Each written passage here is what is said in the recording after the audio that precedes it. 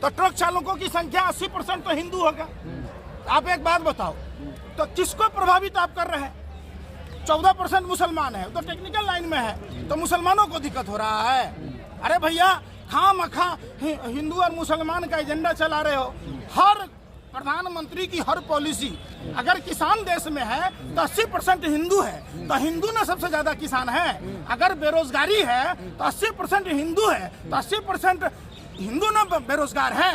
तो फिर आप बताओ होल्ड क्या होता है भाई? आपने तो कृषि काला कानून में भी होल्ड किया था। होल्ड क्या होता है? होल्ड किया, जैसे जसोदाबेन को छोड़ दिया वैसे ही होल्ड कर दिया। अरे कानून वापस लीजिए, यह काला कानून है और देश के ड्राइवरों के सम्मान में पूरा जन्म से लेकर मृत्यु के बाद तक गंतव्य तक पूरे देश को पहुंचाने का काम देश के ड्राइवर करते हैं। और लगभग 65 लाख से 1 करोड़ के बीच में ट्रक और बस के ड्राइवर हैं। वैसे तो 22 जी आप ड्राइवरी करके तो देखिए, आप ड्राइवरों की व्यथा तो समझिए। आप कहते थे हम चौका बर्तन करने वाली के बेटा हैं, बाप हमारा चाय बेचता था, स्टेशन पर गरम चाय करता था। अरे भैया तो आइए ना, आप कहाँ ना 85-100 करोड़ के फ्लाइट पर चढ़ रहे हैं, 80,000 का मशरूम खा रहे हैं, 10 लाख का सूट 5 लाख का बूट पहनकर 24 घंटा झूठ पर झूठ बोल रहे हैं। और नित्य नए प्रयोग मोदी सरकार का है। कैसे देश में किसको परेशान किया जाए? कभी ड्राइवरों को, कभी किसानों को, कभी छात्रों को, कभी नौजवानों को, कभी पहलवानों को, कभी सरकारी कर्मचारियों को, कभी प्राइवेट कर्मचारियों को। बाल ना बच्चा नींद पर है। अच्छा, प्रधानमंत्री और अमित शाह के अलावा तो कोई समझदार है नहीं है। हम दो समझदार, हम हमारे दो समझदार।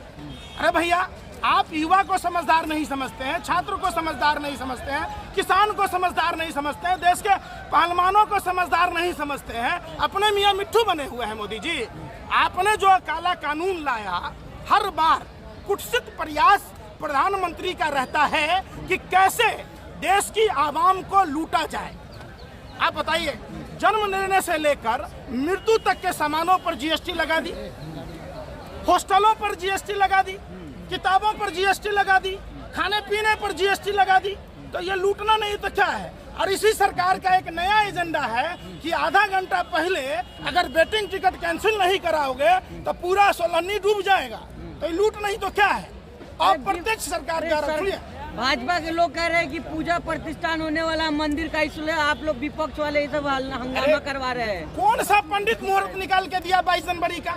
आप बताओ। और सुनो, सत्य सनातन हिंदू धर्म में नारी की, जहाँ नारी की पूजा होती है वहाँ देवताओं का वास होता है।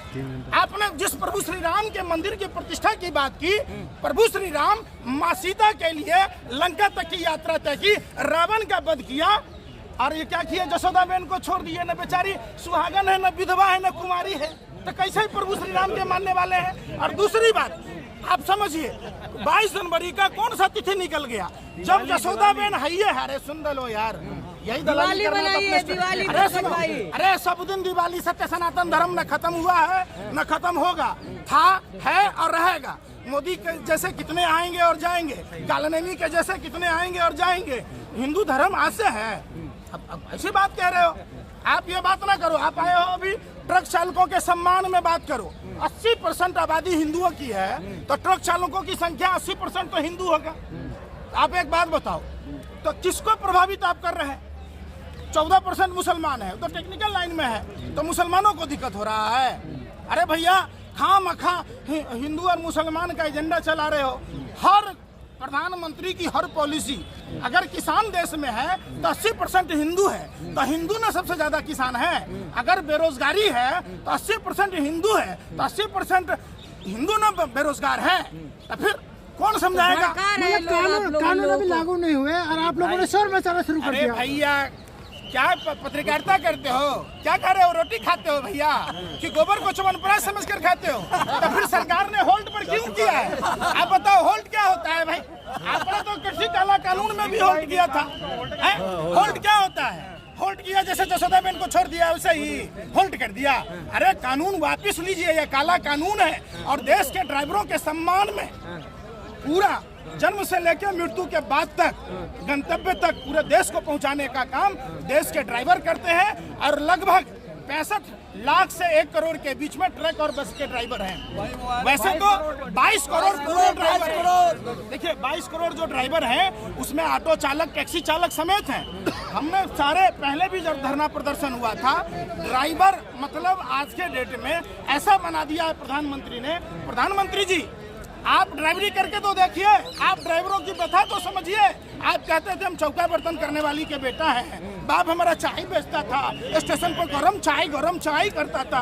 अरे भैया तो आइए ना, आप कहाँ ला 85-100 करोड़ के फ्लाइट पर चढ़ रहे हैं, 80,000 का मशरूम खा रहे हैं, 10 लाख का सूट 5 लाख का बूट पहनकर 24 घंटा झूठ पर झूठ बोल रहे हैं। और नित्य नए प्रयोग मोदी सरकार का है।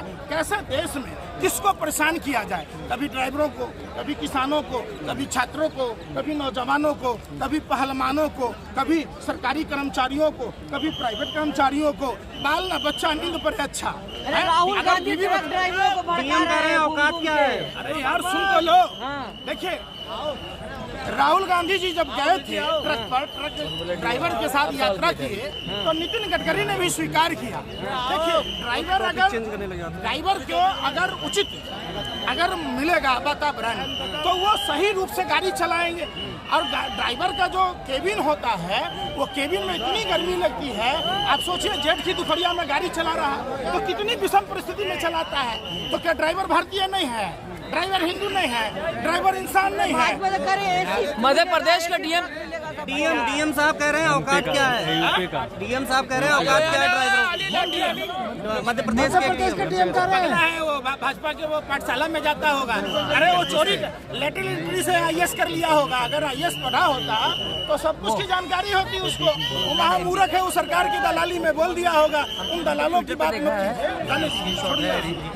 आगे बोलो। कब तक रहेगा आंदोलन, कब तक होगा? देखिए ये आंदोलन कंटिन्यू जब तक ये काला कानून वापस नहीं लिया जाएगा तब तक ये आंदोलन चलेगा। सरकार को ये काला कानून वापस लेना चाहिए और होल्ड जैसी बातें न करना चाहिए, लोक लुभावन बातें नहीं। कल शाम को तो हड़ताल खत्म करने की बात की गई थी।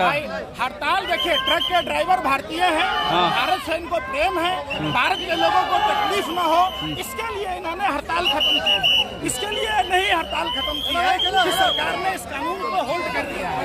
सीधा सा बैठे हुए मतलब भैया सुन रहे हैं, उनका व्यवस्थित है।